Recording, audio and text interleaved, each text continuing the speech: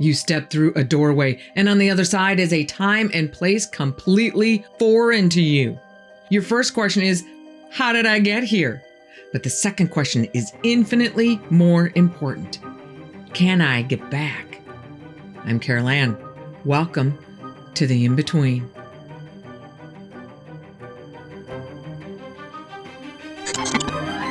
Time is bending all of the time. Even the simple act of someone walking past you causes the most minuscule of gravitational shifts. And gravitational shifts equals shifts in time. Now, these shifts are obviously small, like a fraction of a femtosecond, which is like 1/4,000,000th of a second. That, unless the person walking by is of substantial mass, get in my belly! There's no way you're ever going to know. But what if by some cosmic coincidence, all the right factors align to send you to a different time and or a completely different place? I have a couple of interesting theories as to what might be going on here, but first, let's explore the following cases just to remind us that we'd all better be ready, because what seems to be a merging of the timeline can happen to anyone at any time. Our first stop on today's crazy train takes place across the pond in Surrey, which is just to the southwest of London. The year is 1986. It's a cold, drizzly November evening, but Dr. Malcolm Turner and his wife Evelyn really don't care. They're just heading out for a weekend escape, just the two of them. And just when they get far enough away from their farm to feel the stress of everyday life start to loosen its grip, Evelyn says, "Oh, dang it. They forgot something." So Malcolm turns the car around and starts heading back home. But when they pull back into their yard, something's not right. The lights are on in the stables. Malcolm tells Evelyn, "I turned those lights off before we left." The hair on the back of both of their necks stands up. There's a burglar in the stables. Now, Malcolm is a pretty smart guy, a successful business owner, but before he hit the corporate world, he spent a decent amount of time in one of the British Army's toughest regiments. Malcolm knows how to handle himself and isn't about to let someone raid their stables and maybe their home. He gets out of the car, grabs a club, and heads toward the stables, laser focused on finding out what the Sam Hill is going on in there. Turns out Malcolm may be able to handle the fight, but nothing could have prepared him for this. The moment Malcolm is out of the car, Evelyn gets that feeling of dread in the pit of her stomach. She knows there is a very good chance Malcolm is walking into a very bad situation. But she'd also been married to him long enough to know that there's no point in trying to talk him out of going. Once he's decided something, is a done deal. And the fact that this person is messing with his property makes Malcolm just that much more determined to forcibly instruct this individual on the nuances of property rights. Evelyn watches nervously as Malcolm approaches the stables, takes a second to gather himself, then swings the door open and steps inside. Before the door closes behind him, Evelyn catches just a quick glimpse of the inside. She could see light, like firelight. Are the stables on fire? But the door swings closed behind Malcolm, and Evelyn is left alone in the car to see who comes out of that door next. Evelyn tries to control the panic welling up inside her. Not only can she not see who her husband might be encountering inside, but that also means that there may be more intruders elsewhere on the property. Maybe somebody else could be coming for her. Following an overwhelming feeling that she needs to be someplace else, she gets an idea that maybe she should drive over to the neighbors and get some help. But before she can climb into the driver's seat, the door to the stables swings open again, and a figure, backlit by the fire inside, steps out. It's Malcolm. Evelyn gets out of the car and runs to him. He's only been out of sight for a few seconds, but Evelyn can see that those few seconds have changed him somehow.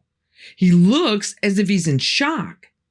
As she runs up to him, she smells an unfamiliar odor and can hear music coming from inside the stables.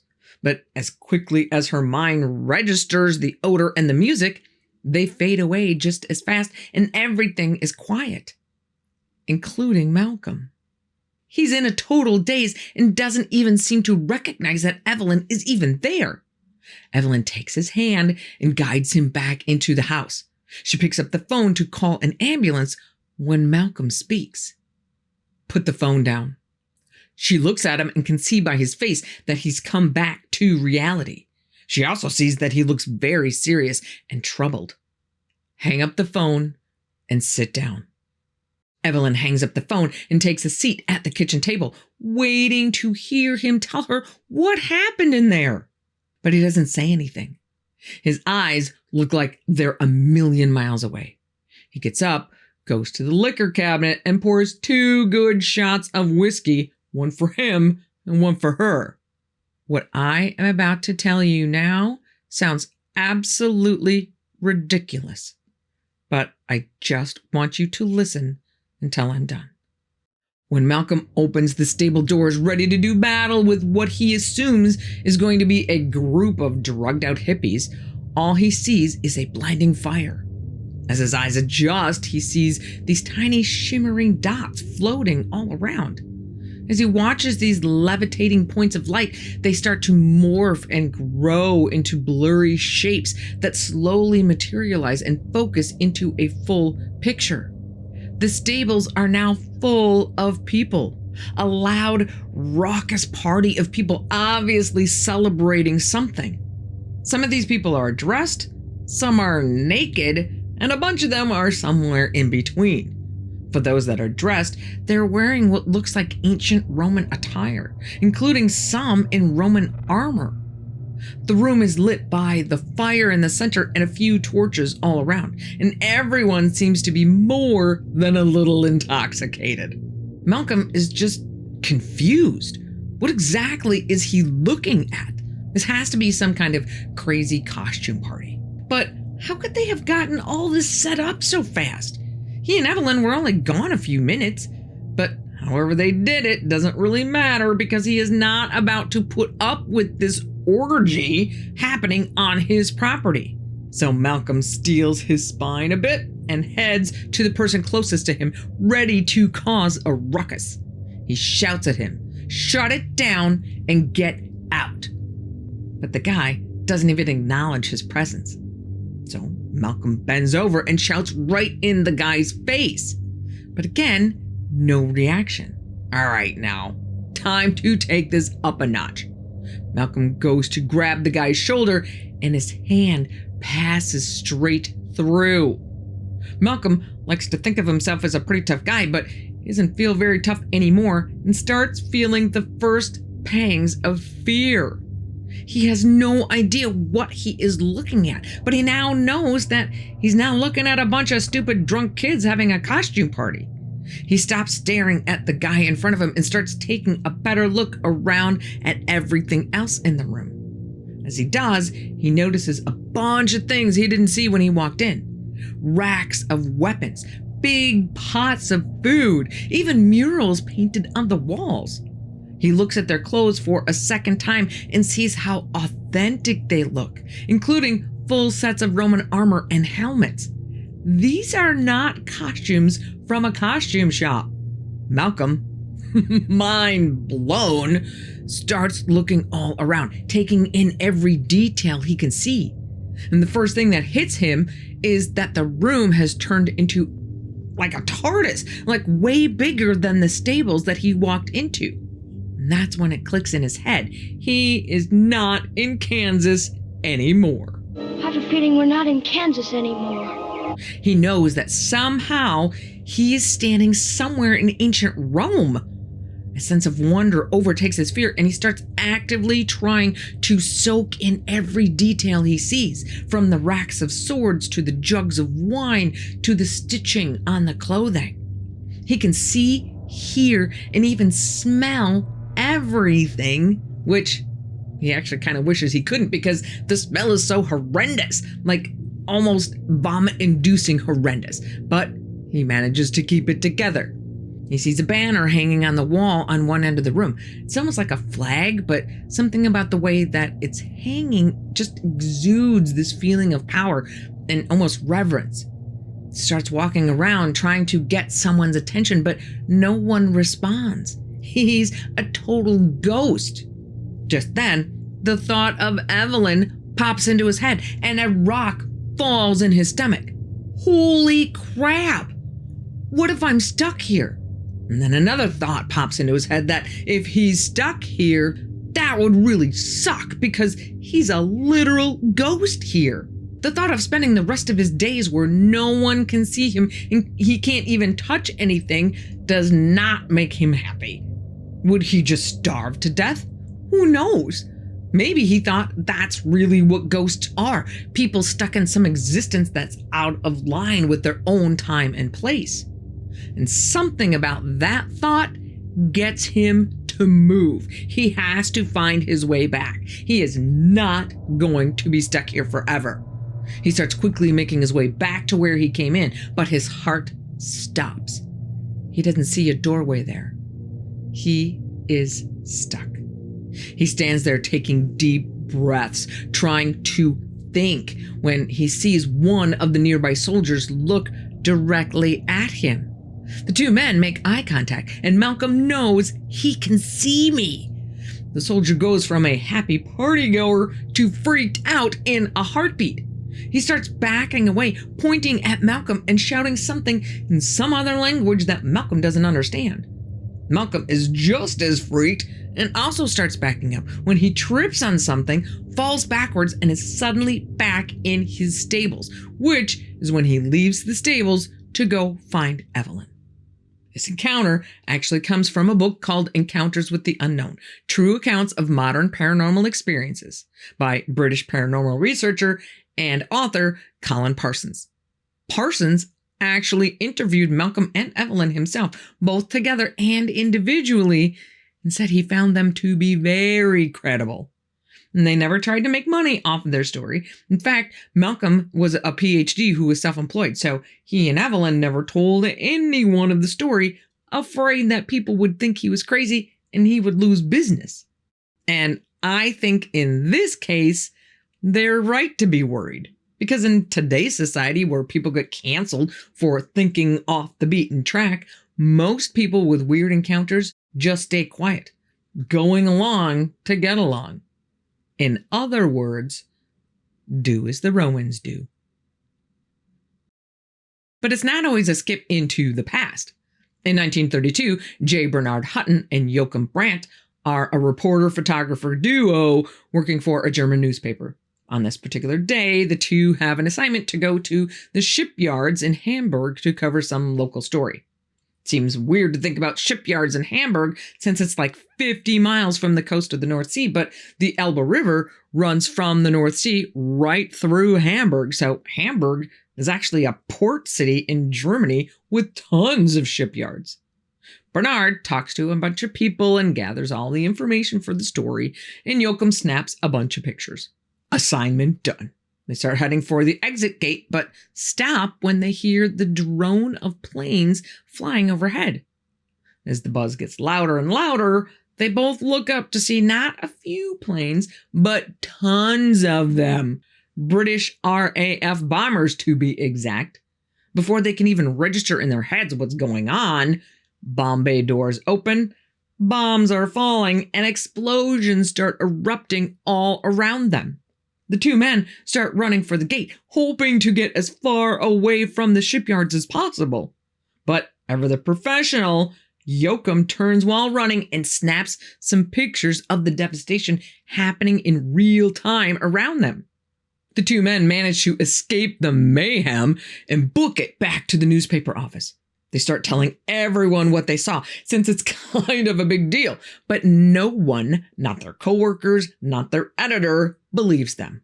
While the editor gets on the phone with the shipyard, Joachim rushes to develop his pictures. But the pictures don't show anything. And the shipyard said, "What are you guys talking about? Everything is fine here." Bernard and Joachim are fired. Now, where Joachim went from there, we don't know. But we do know that sometime in the following 10 years, Bernard moves to London, because that's where he is on Monday, July 25th, 1943, when he picks up the morning paper. The huge headline and even bigger photo hits Bernard like a lightning strike. The British RAF has just attacked Hamburg, including the shipyards. And the picture on the front page is exactly what he and Joachim saw that day 11 years earlier. Now, usually when we hear about time slips, everything around you seems to change in an instant. But according to this encounter, sometimes they can be more of a slow burn experience. This particular experience by a daughter, her mother, and her grandmother was reported on the Weird World YouTube channel. But they didn't include any names, so for the sake of this story, we are going to call the 14-year-old daughter Molly, the mother Susan, and the grandmother Esther. It's June of 1997, and the three are on holiday from Australia on a whirlwind car tour of the British Isles. And they have it down to a science. Susan drives, Esther is the navigator, and Molly gets to enjoy the scenery from the back seat. On this particular day, they are coming from their tour of southern England and heading into Wales. The plan is to stay the night in Wales and get up tomorrow to take the ferry from Fishguard over to the village of Rosslare in Ireland, where they would continue their adventure. It's late afternoon when they hit their intended target of Cardiff, but run into trouble when they can't find a hotel with openings. By the time they figure out they're in trouble, it's after 5 p.m., so all of the tourist information places are closed. So they figure they'll just keep driving northwest toward Fishguard. They're sure they'll be able to find something along the way. Around 6:30, Susan spots a tourist information center. Esther says, "Well, that's weird. It's not on the map." And they had a really good map. She says, "I don't know about this," but Susan pulls over anyway. Turns out this place is not much more than a shack, making it seem a little less than official and a little less than trustworthy. But it's open, so Susan goes in, chats with the old man sitting at the desk who looks just slightly younger than the dilapidated building, and comes back out a couple of minutes later with directions to a place they can stay. As Susan pulls the car back onto the road, Molly and Esther see the old man get up and flip the sign from open to closed. Esther says, "It's like he was just waiting for us." The hunt for the address the old man had given them turns out to be a bit of an issue. They can't find it on the map. They actually stop and ask 4 locals who turn out to be just as confused as they are. They don't know where that address is either, but one of them thinks, well, it could be on a private road and tells them, go this way and take that road. So Susan follows the directions the local guy had given her, which takes them off the main drag onto this much narrower road. They see another local guy whose clothes look as old as he is and stop to ask him if he knows where this place is. The old man laughs and then tells him to keep going, make a left, and then a right, and then another left until they see the Grand Gates. After that, they'll cross over a bridge and eventually get to a big house. Finally, someone who has a clue. Susan thanks the old man and takes off in the direction he told them to go. The directions seem to be good. The old man has made it sound like it wouldn't take that long, but in reality, it's taking forever. And the further they go, the worse the road conditions get, until the road becomes not much more than a dirt track. And the trees around them start getting thicker until they find themselves driving through a full-blown forest. But the directions seem to be good, so they keep going until they finally reach the Grand Gates, which are not quite as grand as the old man made them sound. One gate is laying on the ground while the other one is barely hanging on. The bridge he told them about is there, just like he said it would be, but it doesn't look a whole lot better than the gates. Everyone in the car holds their breath as the car crosses the bridge, just hoping it holds. Much to everyone's surprise, it does, and they continue onward until they finally catch sight of the house in the distance. One look at this place makes Molly plead with her mother. I don't think this is such a good idea. I'd rather sleep in the car than sleep here. This place looks like it came straight from central casting for a horror movie, with dead vines all over the outside, windows boarded up, and a partially collapsed roof. It looks like it hasn't been lived in years. But I guess Susan is one of those people who has to see a challenge through to the end. Or maybe she felt like the idea of sleeping in the car is her not doing a good job of taking care of her family. I don't know. But she gets out of the car and goes to knock on the door. Nothing. She knocks harder and longer, and the door opens. Inside is a girl wearing an old-fashioned brown dress. She looks at Susan, says, "Excuse me," and much to everyone's surprise, shuts the door again. A few seconds later, the door opens again, this time by a young man with long, messy hair, looking like he just lost a fight in a pig pen. He apologizes for the delay and says, "Yep, we have room for you." Everyone grabs their suitcases and goes inside, where they see every surface is covered in a layer of dust and pretty much as run down as the outside is. The young man shows them each to their separate rooms, sharing a bathroom. Molly gets into her room and sees that not only is there no TV, but there aren't even any lights. No electricity seems to be running to this room at all. She walks over to the window that's framed in big, heavy, dusty green curtains and looks out onto the garden. Amidst the chaos of overgrown everything, she sees a separate little cottage on the other side, as well as what looks like a memorial stone or gravestone. Molly decides it's time to get brave and go to the bathroom. When she finishes her business, she can't get it to flush. Great. Seeing no other choice but to get help, she ventures into the hallway and is lucky enough to run into the girl who first answered the door. The girl hurries away and quickly comes back with a wooden bucket and pours the water down the toilet, leaving again with a smile. It doesn't take too long before the sun finally sets and it's time for bed. Molly tries to settle in, but even though it's a warm summer night, she feels this ice-cold draft. She shuts the windows, but that doesn't do anything. She piles on the blankets, but she can still feel that breeze. She gets up to look for some kind of vent or something that she could maybe block, but she just can't figure out where it's coming from. The chiming clock in the hallway tells Molly it's midnight when she starts hearing noises in the attic above her. Footsteps and loud banging, like someone specifically pounding on the floor above her ceiling. This goes on all night. Thankfully, the exhaustion of the day overrides the weird noises of the night, and she finally falls asleep. But the morning light doesn't make things any better. Molly wakes up dizzy and nauseous. She tells her mom and grandma, "You guys do breakfast without me. I'm going back to bed." When they get back, Esther says, "I swear everyone here is dressed like it's 1800. When Molly finally gets herself together and heads downstairs to check out, the same young man that was dressed like Oliver Twist yesterday now looks like he's straight out of a Jane Austen novel, with perfect white puffed sleeves and an 18th century tie.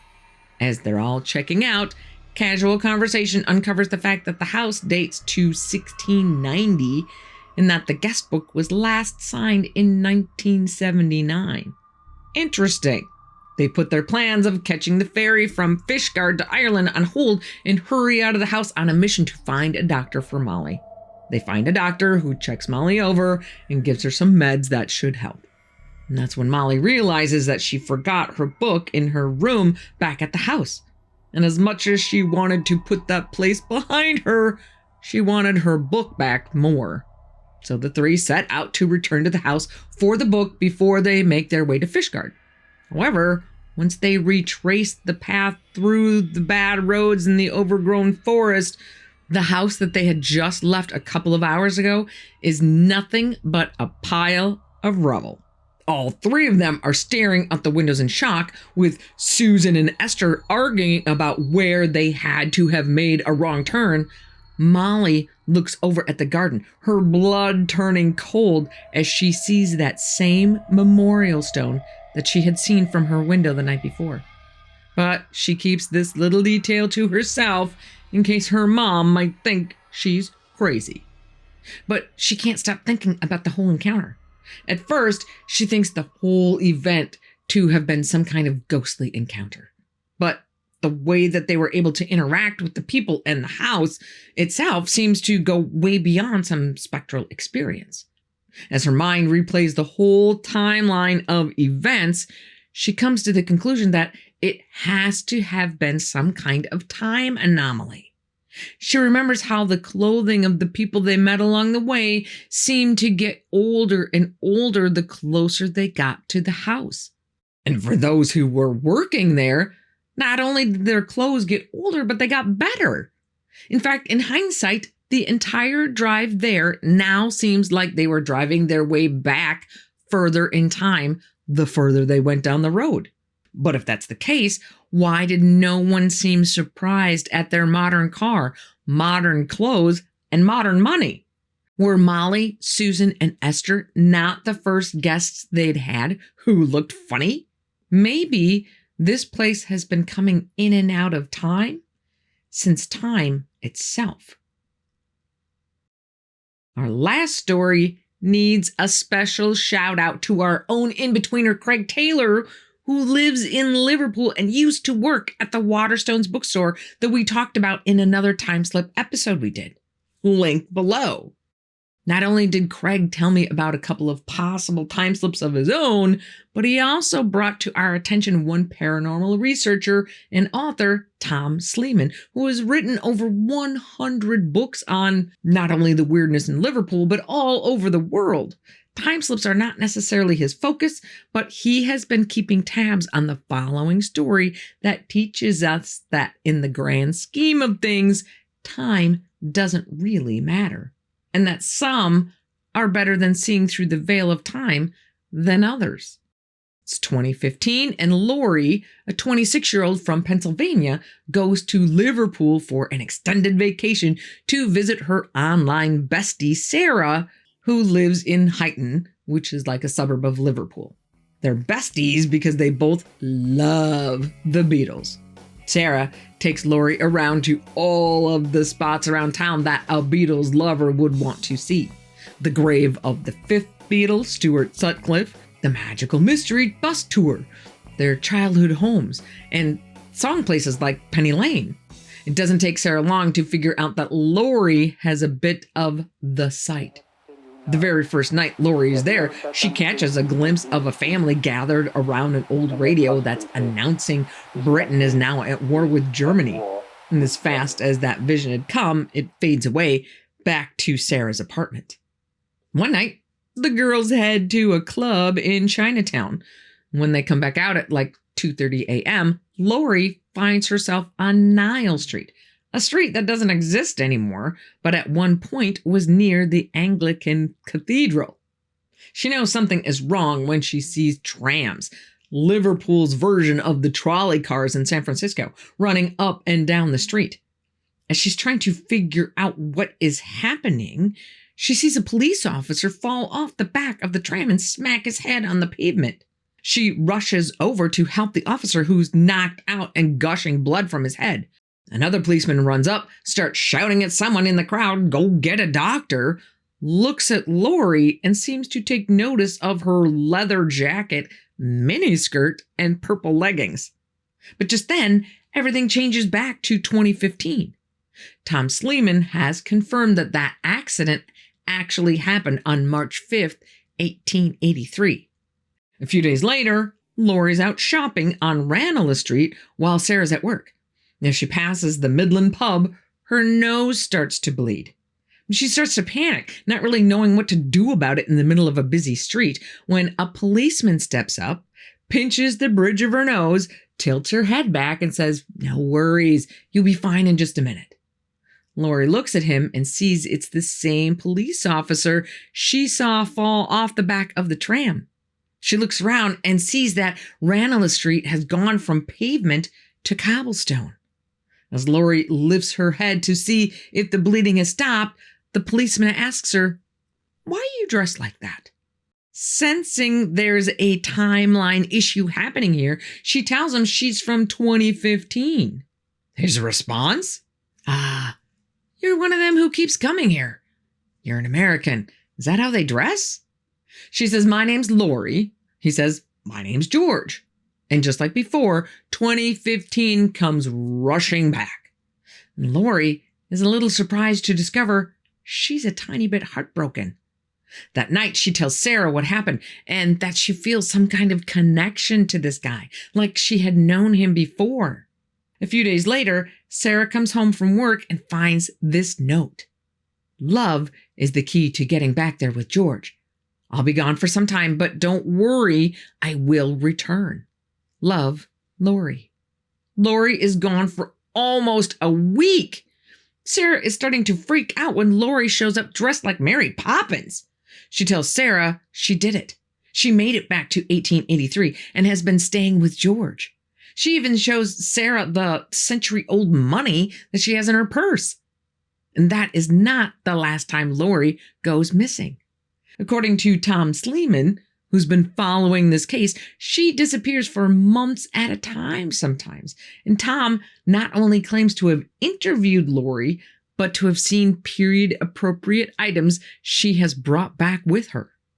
And according to him, in this article about this case on Animalian.com, dated April 9th, 2020, the case is still ongoing.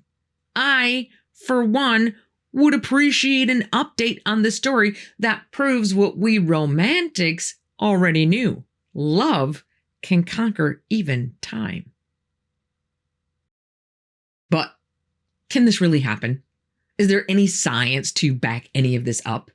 Well, yes and no.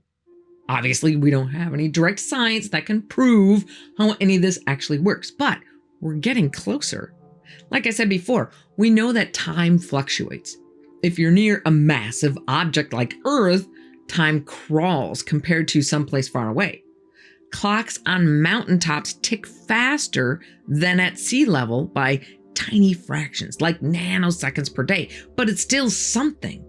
GPS satellites that orbit at about 12,500 miles up, zipping around at 8,700 miles an hour, have their atomic clocks get hit with two effects of relativity that we can see happen in real time. The first is because of their speed. The theory of special relativity dictates that speed slows time. The satellites cruising around at 8,700 miles an hour slow time by about 7 microseconds per day. The second is gravity. The theory of general relativity dictates that the weaker gravity, 12,500 miles up, speeds time by about 45 microseconds per day.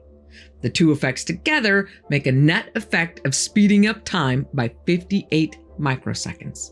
So satellite engineers program their clocks to adjust by 38 microseconds every day.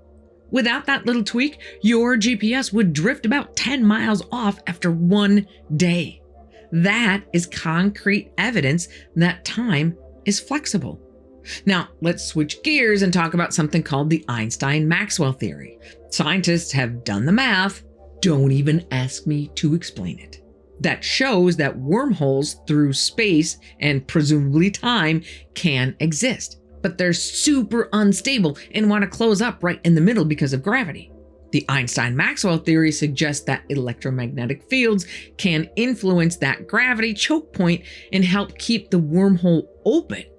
Now, what about our favorite time-slipping trail, Bold Street in Liverpool?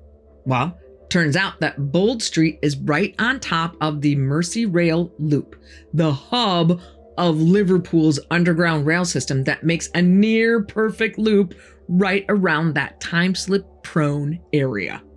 Now, some researchers say that the effects of the ring of electromagnetic fields wouldn't be temporal, but neurological. They argue that the effects of electromagnetic, or EM fields, which can include amazingly realistic visual and auditory experiences, are very well documented. So basically, people walking over that area and getting bombarded by the EM fields are hallucinating their time slips. Now, if the effects of the EM fields created by the Merseyrail Loop are really propping open wormholes to create a link between the present and some other timeline, those experiences could date back no earlier than 1979 because that's when the Mercy Rail Loop went into service. But looking back on the Bold Street encounters I know of, the first account I can find comes from the early 1980s. Right on time, pun intended. But what if that's not it? What if something in the area is just thin? Or maybe EM fields from Earth itself have been opening these wormholes since the beginning of the Earth. In 2010, Chris Gibson worked at a store on Bold Street. One day, he and a coworker found a locked door in the shop's basement. Having never heard the phrase, curiosity killed the cat, the two guys opened it up and found the entrance to an extensive underground system of tunnels and chambers.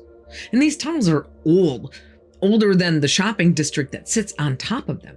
And nobody can figure out who dug them and why. But it's the messages inside, like, it's no joke, that make me wonder if some people have discovered a terrifying truth about not just the Bold Street area, but any place where the time-space veil could be thin. Since there's no way to know how many people have stepped through this veil never to return, maybe this message found in that tunnel under Bold Street needs to be posted wherever the veil is thin. God have mercy on all who enter here. Thanks again to our very own in-betweener, Craig Taylor, for giving us a hand with this one. There are so many time slip stories out there that I'm kind of starting to look at them the same way I see Bigfoot. I still have a certain level of skepticism, but the sheer volume of reports is starting to erode away whatever reservations I have left. If you want to step through that thin veil into more time slip stories, click right here. But don't say I didn't warn you.